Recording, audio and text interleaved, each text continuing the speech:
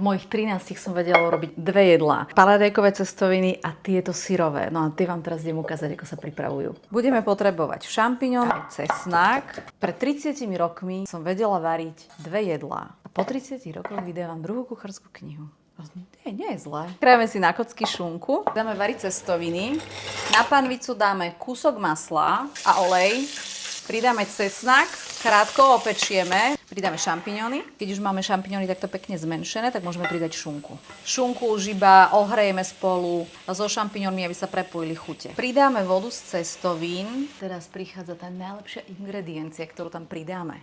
Karička. A keďže Karička oslavuje 50 rokov, tak si pre nás všetkých verných fanúšikov pripravila obrovskú súťaž. Podrobnosti nájdete v popise, no a vráťme sa k receptu. Trojholničky necháme rozpustiť v omáčke, pridáme tam ešte jeden celý tavený syr v črievku a môžeme pridať cestoviny a podávať. Milá Karička, želám ti všetko najlepšie a ďakujem, že si ma vrátila do detstva. Už to presne takisto ako pred tými milión rokmi.